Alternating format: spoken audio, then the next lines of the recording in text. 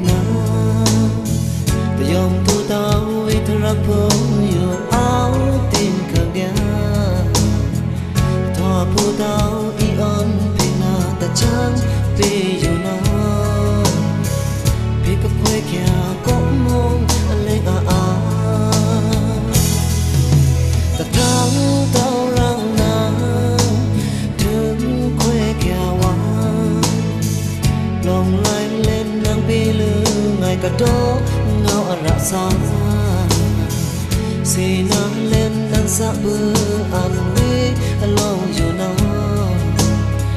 Jot the loud